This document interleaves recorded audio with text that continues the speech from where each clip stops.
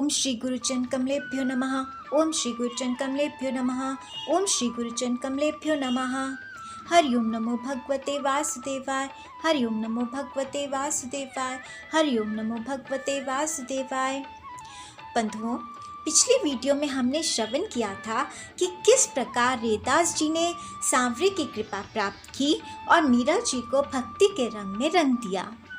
यदि आपने नहीं सुना तो मनन रसामृत चैनल पर जाकर जरूर सुने। बंधुओं, सिद्ध संतों की हर उपयोग की वस्तु सिद्ध होती है।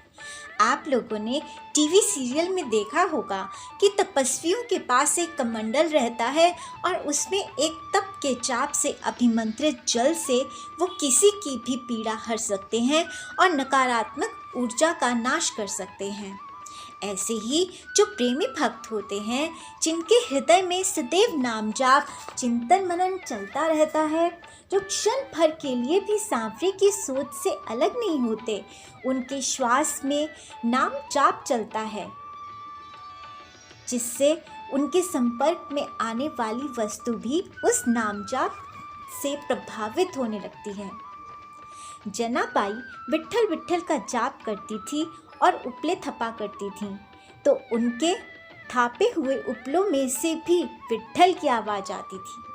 ऐसे ही रैदास जी के पास एक कठौती थी जिसमें वो चमड़ा भिगोते थे। एक बार काशी नरेश रैदास जी से मिलने आए। रैदास जी उस समय उन्मत्त प्रेम भावावेश में थे।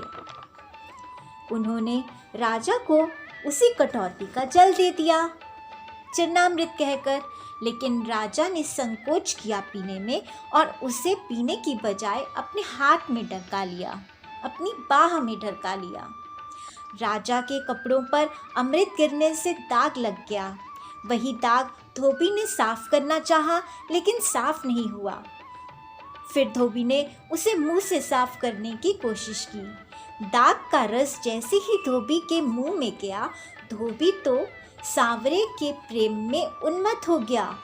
जब राजा ने यकायक उस धोबी की भक्ति में इतनी उन्नति, इतना रस देखा, तो वो समझ गया कि ये रैदास जी के दिए हुए चरणामृत का ही प्रभाव है।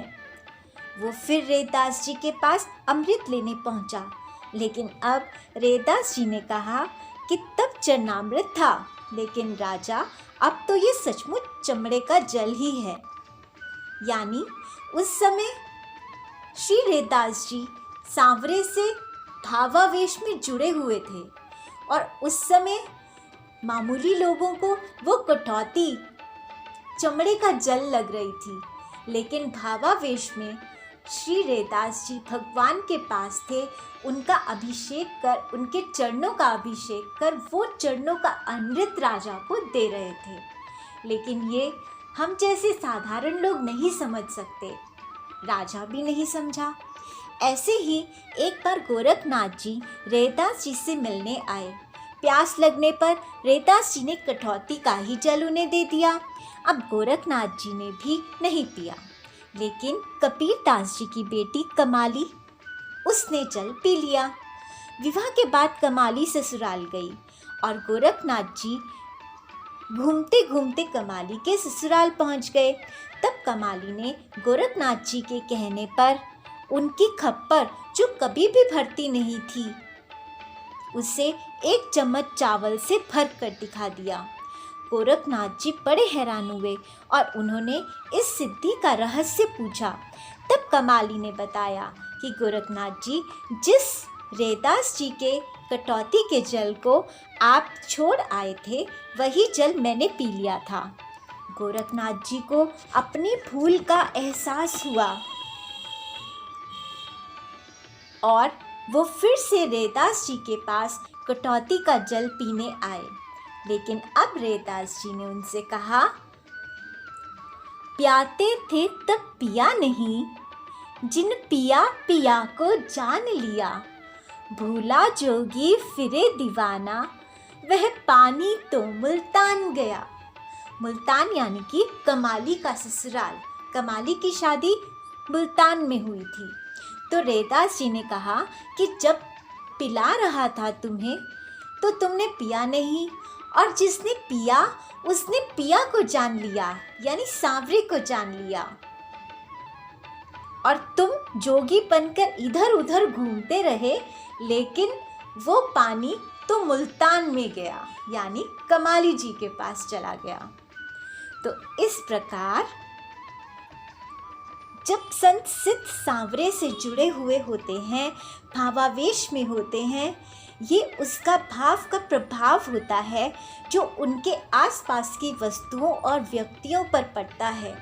इसलिए तो संतों के चरणों में जाकर बैठने की, संतों के साथ बैठकर कीर्तन करने की, संतों की सीत प्रसादी की इतनी महत्ता है। कहते हैं सारे तीर्थ धाम आपके चरणों में। एक बार गंगा जी ने रैदास जी को एक अमूल्य कंकड़ दिया भेंट में, जो किसी तरह से रानी तक पहुंचा।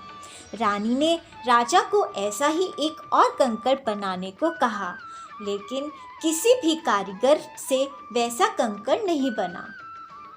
तब राजा ने रैदास जी से ऐसा ही एक और कंकड़ प्राप्त करने की प्रार्थना की। तब रैदास जी ने कहा कि मन चंगा तो कठौती में गंगा।